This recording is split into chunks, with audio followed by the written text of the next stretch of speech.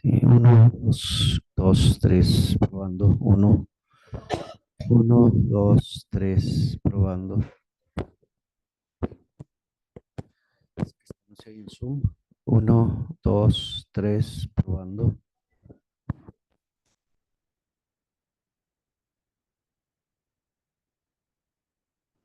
Uno, no, esto se me hace que no están oyendo en Zoom. Uno, dos, tres, se oyen aquí, pero se me hace que en Zoom no. Por favor. Uno, dos, tres.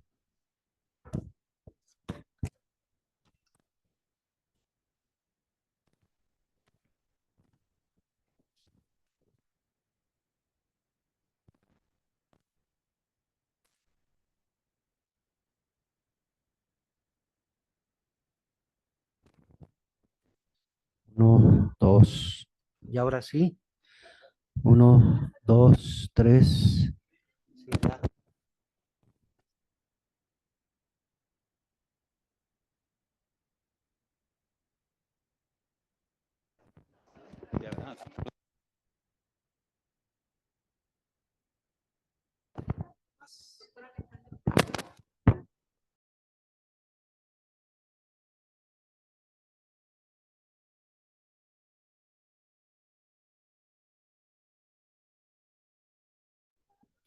Uno, dos, tres.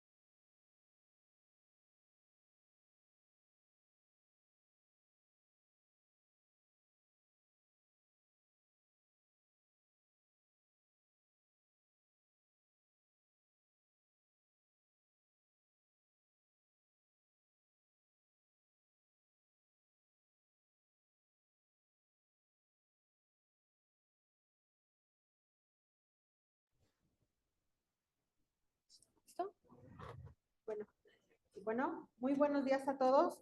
Pues sean bienvenidos a esta sesión general. El día de hoy comenzamos con una serie de presentaciones de los médicos residentes de último año y hoy comenzamos con la especialidad de ginecología y obstetricia. Nos va a presentar su trabajo de investigación con el cual se va a titular de la especialidad. Y nos acompaña el doctor Alejandro Reyes Miranda. Él es médico residente de cuarto año de la especialidad de ginecología y obstetricia. Él es médico egresado de la Facultad de Medicina de aquí de la Universidad Michoacana de San Nicolás de Hidalgo. Y su tema de investigación es prevalencia de cardiopatías maternas en el embarazo con atención obstétrica en el Hospital de la Mujer de Morelia, Michoacán, en el periodo comprendido del 1 de enero al 31 de diciembre de 2023. Doctor, sea bienvenido a esta sesión general. Les pido que pongan mucha atención y démosle un fuerte aplauso.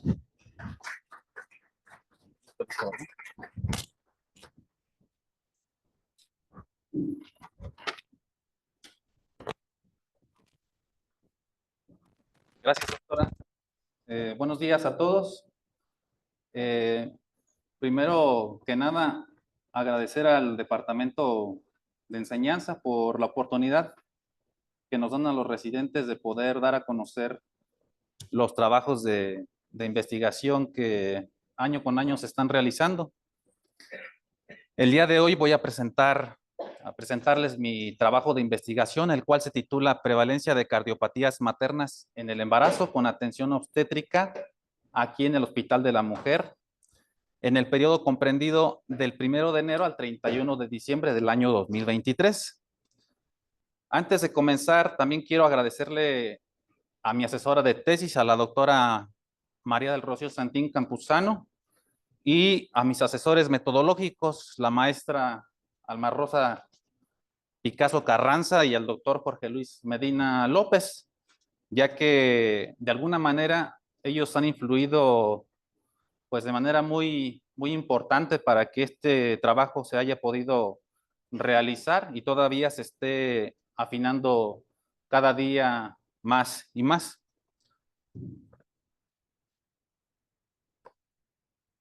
Bueno, y comenzando con la introducción, debo comentarles que la Sociedad de Embarazo y Cardiopatía actualmente es la principal causa de muerte materna indirecta en nuestro medio, que está presente hasta en el 4% de todos los embarazos y que la mortalidad va del 0.6 al 1%, siendo los tipos más comunes de presentación la de tipo congénito, que va con un porcentaje del 75 al 82%. Es la más prevalente mundialmente y podemos decir que en México se acerca cada vez más, aunque es un país que todavía está en vías de desarrollo.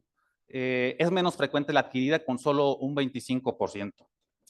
Es preocupante saber que una cantidad importante de la población de aquí, de este país y otros países en vías de desarrollo, pues no saben que padecen algún tipo de cardiopatías de estas, o lo que es más grave aún, lo llegan a saber y aún así se embarazan, pero no llevan un control prenatal.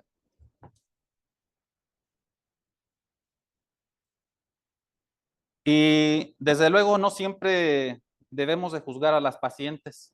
Desafortunadamente estamos viviendo en un país en vías de desarrollo, donde no toda la gente tiene fácil acceso a los servicios de salud.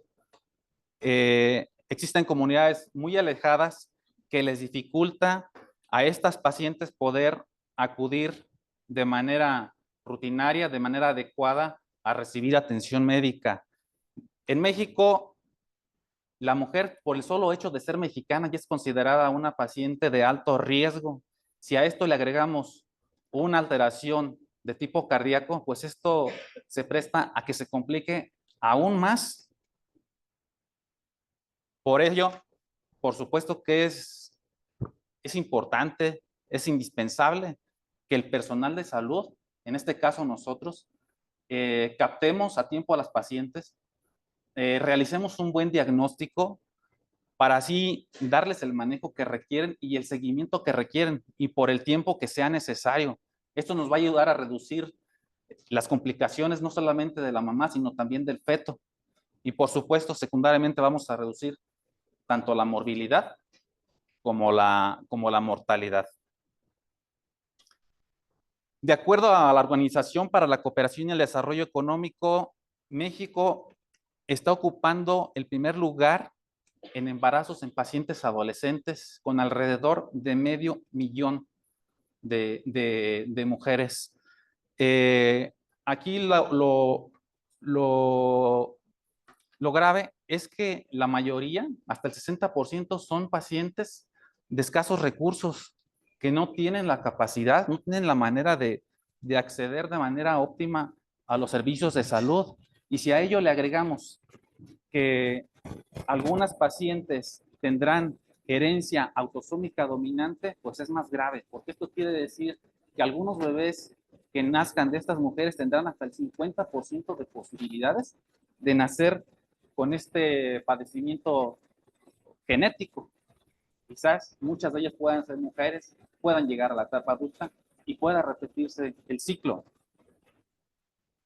Y es que nada más y nada menos que en el Instituto Nacional de Cardiología Ignacio Chávez, entre el año 2003 y el año 2016 se operaron alrededor de 4,000 pacientes pediátricos que tenían algún defecto cardíaco, siendo esta la población que representa un riesgo variable al llegar a la etapa adulta. Y es que tenemos que entender que cualquier tipo de cardiopatía, ya sea congénita o adquirida, que se presente en el embarazo, se va a complicar con mayor facilidad. Esto principalmente a los cambios fisiológicos que se dan en el embarazo. Si de por sí un embarazo repercute de manera severa en un corazón sano, en un corazón enfermo aún mucho, mucho más.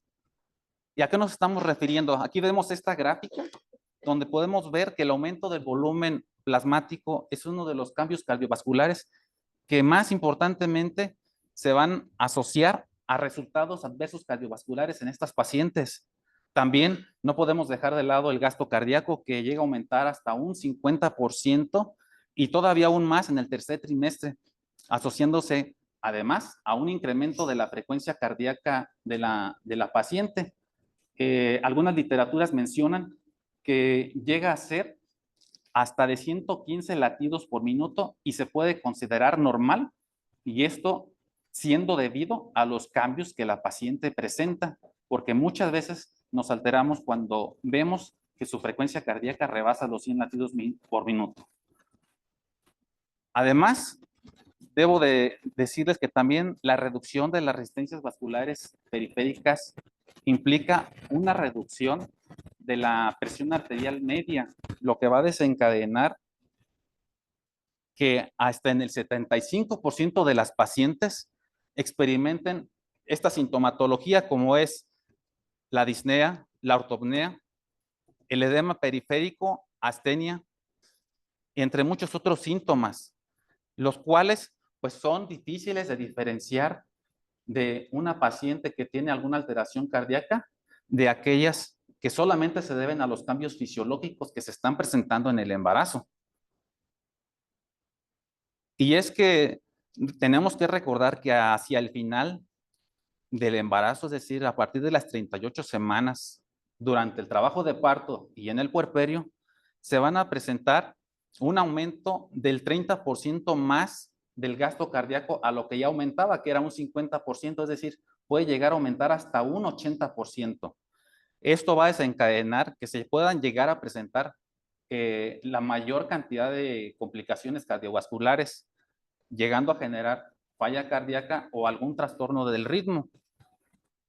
Por ello, es uno de los momentos en que como personal de salud, como médicos tratantes, debemos de poner mayor atención a las pacientes por los resultados adversos que se pueden llegar a presentar. ¿A qué nos estamos refiriendo con resultados adversos? Pues a nada más y a nada menos que la paciente se nos puede morir en las salas de recuperación, que se nos pueden morir en piso, que es donde se recuperan.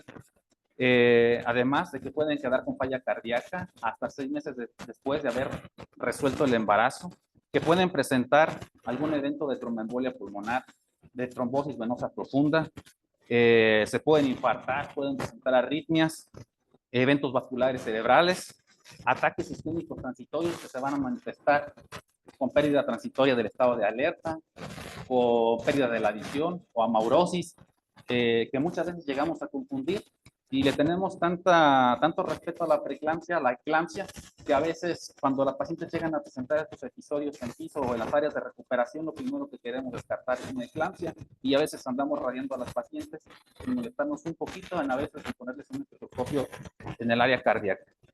También la endocarditis es una complicación que se puede llegar a presentar. Dado que la frecuencia mundial y que en México se está acercando cada vez más al tipo de cardiopatía congénita, ya existen escalas que nos ayudan a evaluar el riesgo del embarazo en pacientes con alteraciones cardíacas. Aquí tenemos dos, como es el estudio CARPEC y la escala de SARA, aunque debo decirles que actualmente la clasificación de la Organización Mundial de la Salud modificada del riesgo en la gestación en cardiopatías maternas es la que mejor se correlaciona con las complicaciones maternas durante el embarazo. Y esta es la que se recomienda para valorar el riesgo del embarazo en las pacientes que ya padecen alguna cardiopatía o en quienes se diagnosticó la cardiopatía por primera vez. Esto porque incluye todos los factores de riesgo cardiovascular maternos que se conocen, como podemos ver, alguna estenosis pulmonar, la persistencia del ducto arterioso, algún defecto septal, alguna disfunción del corazón izquierdo, alguna valvulopatía de tipo mecánico, entre otras. Se va a dividir en 4 grupos, que va del 1 al 4, es decir, de menor a mayor riesgo de mortalidad materna de acuerdo al grado de cada paciente. Por supuesto que una clase 4 va a suponer un riesgo muy alto de mortalidad materna o de morbilidad grave. Estando en este caso, pues contraindicado que la paciente se embarace o incluso, pues indicar que se interrumpa el embarazo. Y es que tenemos que entender que estas complicaciones que se presentan de tipo cardíaco son para poner mucha atención en las pacientes, captarlas a tiempo, hacer el diagnóstico, darles el manejo que requieran, pero sobre todo darles a conocer las complicaciones que pueden presentar y que nosotros como personal médico debiéramos de saber manejar, ya que se ven muy frecuentemente. ¿Cuáles son estas complicaciones? Bueno, ahorita se las comento. Preeclampsia, eclampsia, feto prematuro. Ahorita vienen más adelante. Desde luego, como les mencionaba, tristemente habrá pacientes en quienes tenga que contraindicarse que se embaracen por el riesgo alto de morbilidad que pueden llegar a tener en una de grado 4, o hay pacientes en quienes simplemente tendremos que recomendar, desde luego con el apoyo del personal de psicología, que se tiene muchas veces que interrumpir el embarazo si es que la paciente no quiere exponerse pues a morir. Tristemente no es una novela en la que la mamá vive la mamá muere y el hijo vive. No, aquí el riesgo es alto para los dos. Por lo tanto, como personal médico, tenemos la responsabilidad, una vez que tratemos a estos pacientes, que ya se haya dado el embarazo y la cardiopatía, tenemos la obligación de estudiarlas adecuadamente, de hacerles su evaluación de manera exhaustiva, darles el manejo y el seguimiento que requieran, pero no es un manejo cualquiera, tiene que ser un manejo integral. No basta con que el cardiólogo la vea, con que el ginecobstetra la vea. Sí, eso hasta aquí en el hospital se hace, pero estaría mucho mejor y debe de hacerse que estas pacientes sean valoradas por medicina interna, por medicina materno-fetal, por pediatría, por medicina clínica, por terapia intensiva, por perinatología. Es decir, las pacientes de que tengan esta sociedad de embarazo cardiopatía, este es el manejo que deben de recibir. No nada más por el médico familiar, no nada más por el ginecobstetra y el apoyo del cardiólogo. Existen diferentes organizaciones internacionales, como es la Organización Mundial de la Salud, el Fondo de las Naciones Unidas para la Infancia, entre otras, que mencionan que de la mortalidad materna que se presentó mundialmente en el año 2020, aproximadamente 800 mujeres murieron por causas prevenibles que estaban relacionadas con el embarazo y el parto. Aquí en México, cada año están naciendo entre 12,000 y 16,000 bebés que tienen alguna malformación cardíaca. Y es este el principal padecimiento que se está registrando en el país. El principal padecimiento, sobre todo de tipo congénito. Y el Sistema Nacional de Vigilancia Epidemiológica nos dice que la cardiopatía es considerada de las principales causas de muerte materna indirecta aquí en nuestro país. Y es que los avances que se han presentado en cardiología pediátrica, cirugía cardíaca, pues han permitido que un porcentaje importante de los pacientes pediátricos que padecen algún tipo de malformación congénita de tipo cardíaco, pues lleguen a la etapa adulta, se embaracen y sean estos los pacientes que nos van a generar pues esta situación. Desafortunadamente, y pese a que las embarazadas aquí en México, al menos aquí en México, no sé si en otros países, son consideradas un grupo prioritario de atención en salud, hay estudios que nos mencionan que es evidente que la evaluación, al menos por cardiología, llega a ser tardía. Eso no es bueno, no mejora el pronóstico de estas pacientes.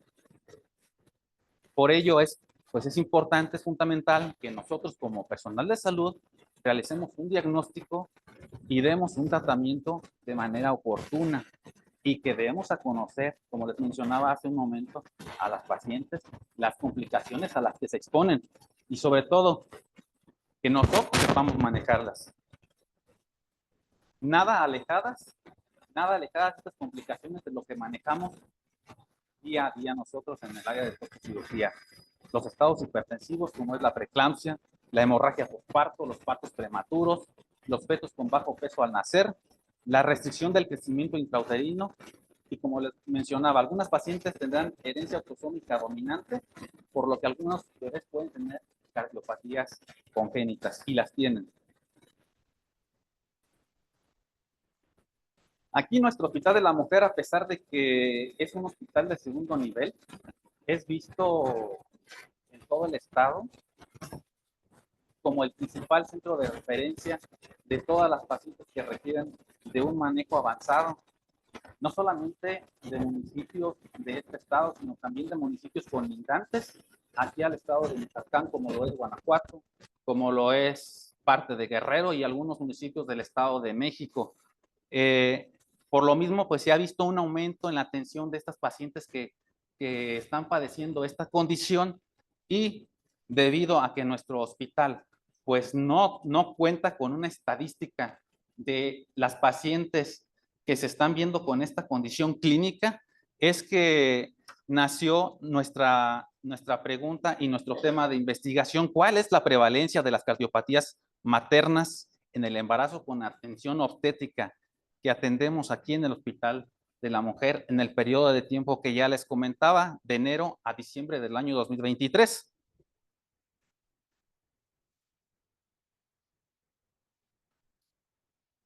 Y, por supuesto, tuvimos que trazarnos objetivos. Nuestro objetivo general, como ya les mencionaba, era determinar la prevalencia en el periodo de tiempo a trabajar. Y dentro de los objetivos específicos, era importante caracterizar a la población de estudio de acuerdo a las variables clínicas y sociodemográficas, así como también conocer las comorbilidades que se asociaban a estas cardiopatías en la población que estudiamos, además de identificar también cuáles fueron los tipos de cardiopatía que se presentaron con mayor frecuencia en este trabajo que realizamos. Hablando del material y los métodos, bueno, el tipo y el diseño de estudio se trató pues de un estudio observacional, cuantitativo, transversal, descriptivo y retrospectivo, porque fue sobre pacientes que ya se habían atendido.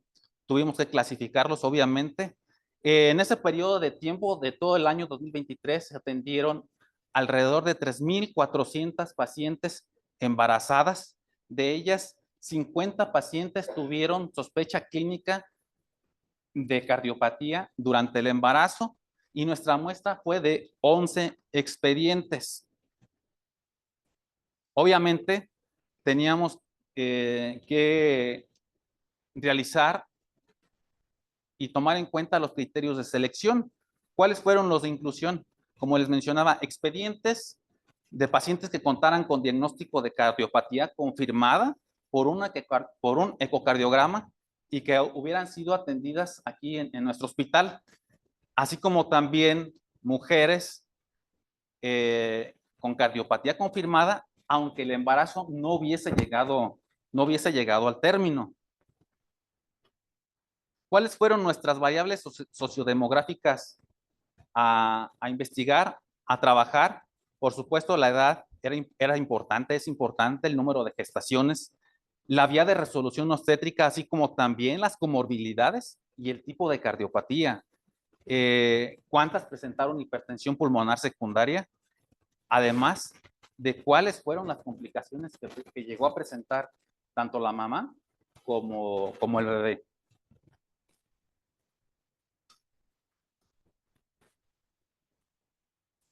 Por supuesto que la metodología que llevamos a cabo tuvo que ser planeada, tuvo que ser organizada, empezando por elegir nuestro tema de investigación a trabajar, realizando nuestro protocolo con tiempo y forma y recabando o cumpliendo todos los requisitos que ellos nos implicaban. Y por supuesto, teníamos que ser evaluados por el Comité de Ética e Investigación de aquí de nuestro hospital.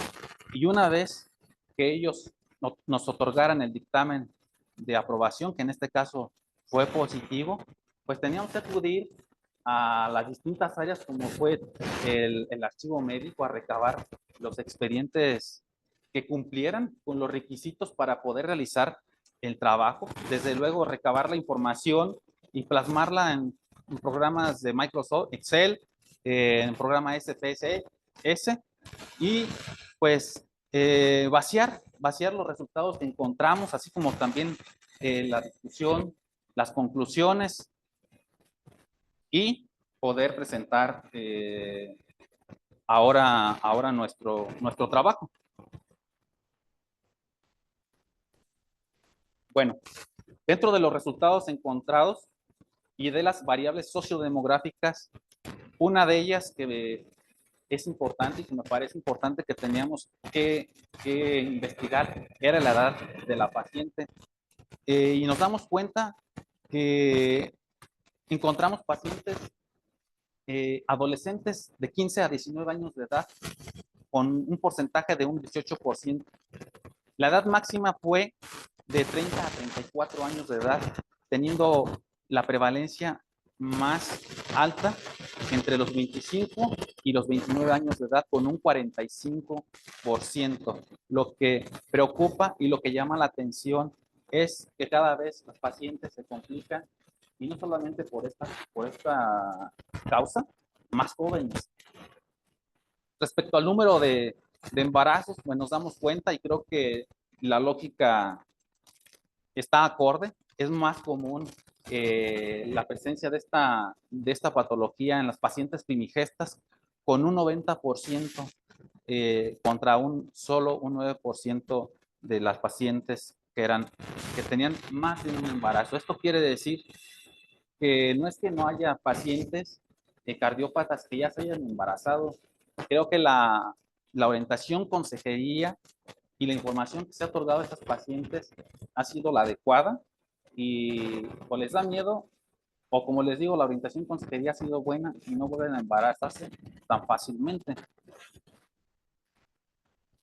La vía de resolución creo que también suena un tanto lógico casi siempre todos los procedimientos para bienestar y para prevenir a veces, muchas veces complicaciones, pues la vía de resolución más frecuente viene siendo los procedimientos quirúrgicos, en este caso la vía abdominal, que es la cesárea, con un 63.6% contra un 36.3% resuelto por la vía vaginal, por la vía del parto.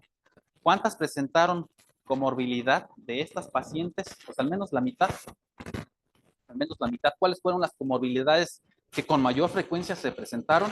La obesidad, la hipertensión arterial sistémica crónica, síndrome de Marfan, el hipotiroidismo. Y la otra mitad, pues no presentó afortunadamente comorbilidades.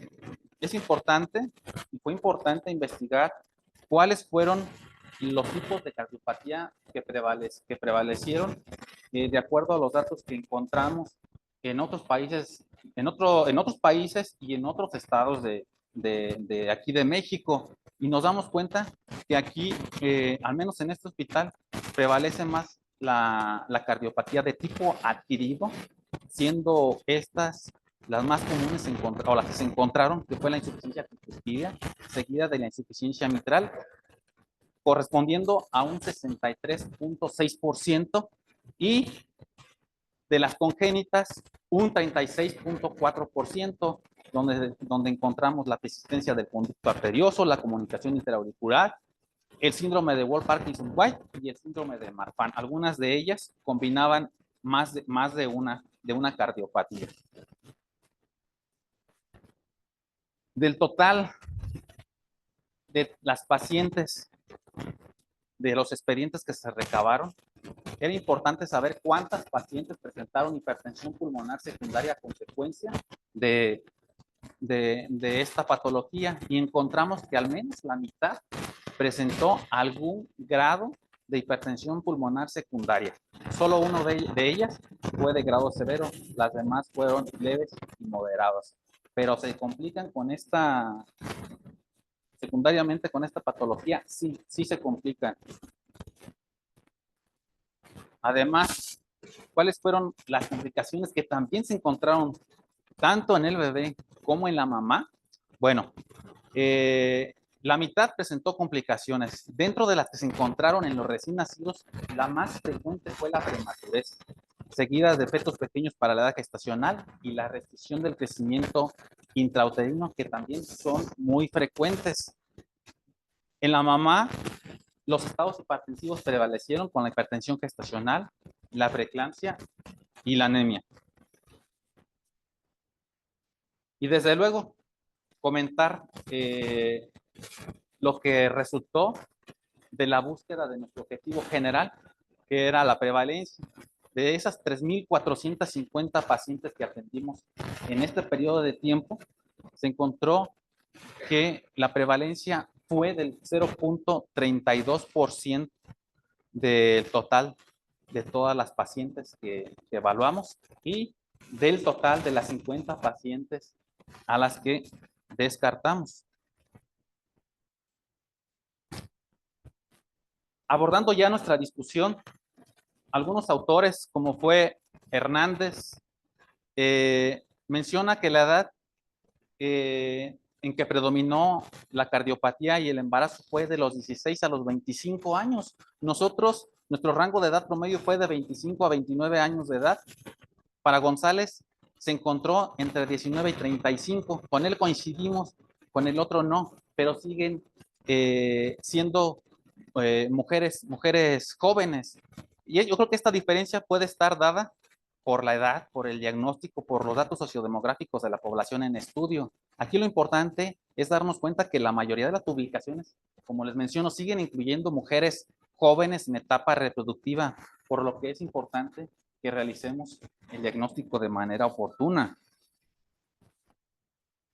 Fernández Campos nos dice que es más frecuente la cardiopatía de tipo congénito contra la adquirida, que es la que nosotros encontramos aquí. Ya les mencionaba la insuficiencia mitral y tricuspidia.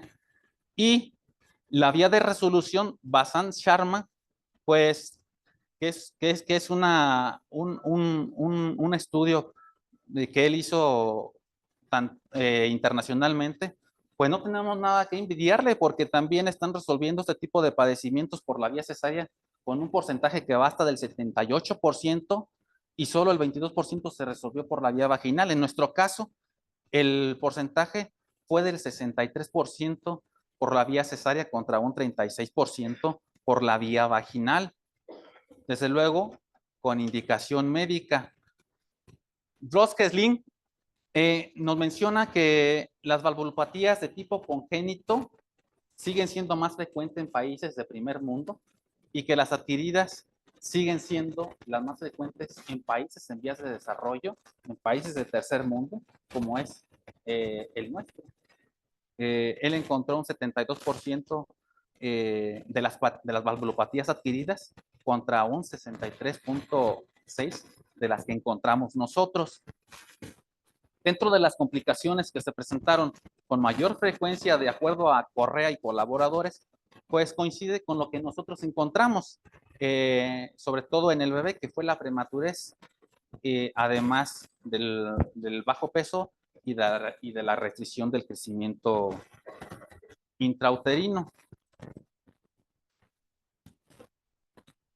Llegando a las conclusiones del tema investigado respecto a la prevalencia de las cardiopatías que se encontraron en la mujer embarazada, a las mujeres embarazadas que estudiamos durante el periodo de tiempo determinado, nos damos cuenta que esto nos da una idea pues más precisa de la cantidad de pacientes que estamos valorando con esta condición y que esta patología pues debemos de tomar en cuenta y darnos cuenta que repercute no solamente de manera indirecta, sino directa en la salud tanto de la mamá como del feto, sin olvidar que sigue siendo una de las causas más comunes de muerte materna indirecta en nuestro medio.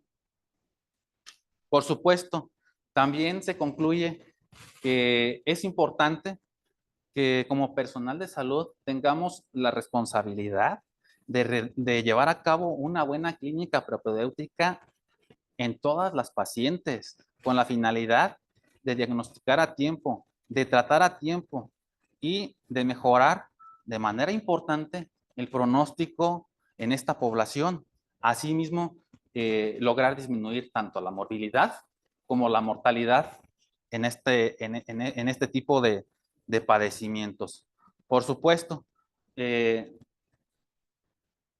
dado que muchas pacientes no conocen que padecen la patología o las que lo conocen no saben los riesgos a los que se están exponiendo, es la razón por la que debemos de actuar con mayor responsabilidad sobre estas situaciones.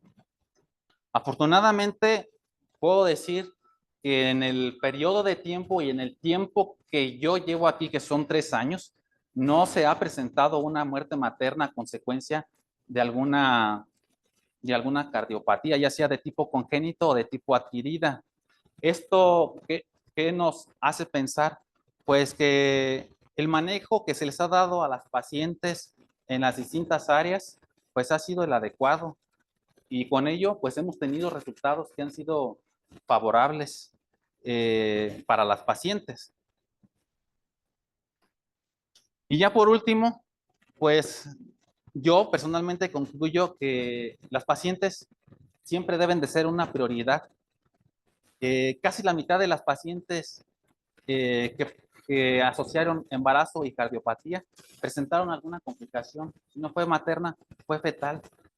Y es la razón por la que es determinante que se ejerza lo mejor que se pueda la práctica médica con base a protocolos y en base a los lineamientos que ya se encuentran establecidos, pues para mejorar el pronóstico hacia las pacientes y secundariamente ayudar a construir pues una mejor sociedad. Sería todo. Si tienen alguna pregunta o quieren aportar algo, pues aquí estamos.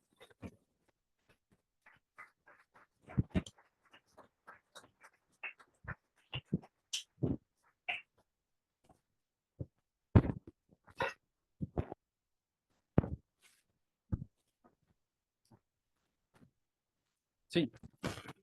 Bueno, pues gracias, doctor, por tu participación. ¿Hay alguna pregunta o comentario entre los asistentes? Bueno, pues la investigación, doctor, nos permite identificar, ampliar conocimiento o generar nuevos conocimientos sobre algún tema en específico. También el medirlo nos permite buscar áreas de oportunidad para mejorar y contribuir en algo hacia nuestra sociedad. El tema que ha tocado es muy importante, habla de la salud materna y muestra evidencia del trabajo que realizó. A mí me gustaría preguntarle qué fue lo que lo motivó. Yo sé que esto es un requisito indispensable para la titulación, pero personalmente, ¿qué fue lo que lo motivó a desarrollar este tema y cuál fue el mayor reto que encontró durante todo este proceso? Gracias, doctora. La razón, una de ellas es que en muchas de las veces nuestros pacientes son reducidas a revisarlas casi siempre en todas las áreas. Solamente el motivo por el que acuden a recibir atención médica. ¿Sí? Si le duele el pie, pues solamente se le revisa el pie. Si tiene dolor abdominal, solamente se le revisa el abdomen. Es momento de decir que tenemos que ser eh, más responsables del manejo de las pacientes y de verlas como eso, como pacientes y no como una enfermedad de manera general. Otra razón, pues los temas que más nos gustan son los que más fácil se nos hace estudiar, se nos hace investigar, como la hemorragia obstétrica, que está súper estudiada aquí en el hospital, súper publicada. Y en este caso, este tipo de temas pues no son sencillos, no son fáciles. Y eso no lo medimos, no medimos el grado de riesgo en el que las pacientes se pueden llegar a poner en una condición de estas cuando les damos manejo en la tococirugía, cuando les damos manejo en el área de piso. Entonces, yo creo que es importante que como médicos siempre estemos al pendiente de nuestros pacientes y, y que tengamos en cuenta que aunque vengan por una razón, siempre tenemos que estar checando que de manera general no tenga otras complicaciones. Y esta patología, que aunque no es de las más frecuentes, por la misma razón, tenemos que hacer conciencia sobre eso y estar al pendiente cuando nos presenten alguna sintomatología, sobre todo que ya vimos que se puede confundir con los simples cambios que se presentan en el embarazo y que muchas veces son pues normales, los fisiológicos, pero en muchas ocasiones no es así y tenemos que descartarlo siempre. Y ¿qué más me dijo? La dificultad. No, pues yo pienso que eh, no todos hemos llevado cursos o nos hemos preparado en metodología, en investigación, y quien no hemos realizado este tipo de trabajos con frecuencia o no tenemos el entrenamiento para realizarlo, cuesta trabajo armar desde el protocolo, cuesta trabajo darle seguimiento, cumplir los requisitos que se nos piden. Afortunadamente, aquí contamos con la maestra Picasso, contamos con el doctor Medina. Afortunadamente nos asesoramos con nuestros maestros, en este caso mío, pues con la doctora Santín, y eso nos amortigua un poco, pero yo creo que es de las principales dificultades que tenemos. Hay otras, claro, el hecho de ir a estar recabando expedientes al archivo clínico y que no nos pueden prestar la cantidad de expedientes que necesitamos, o las bitácoras, los registros que de alguna manera nosotros ocupamos para poder trabajar y para poder sacar la información, pues no es fácil, no es fácil. Mas, sin embargo, pues se puede, se puede. Muchas veces también no se dispone del tiempo por la carga de trabajo que llegamos a tener como médicos residentes, ¿sí? Esa sería la razón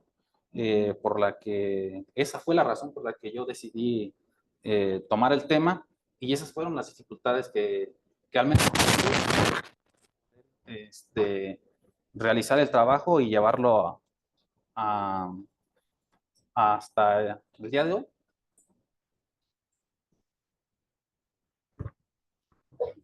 Gracias.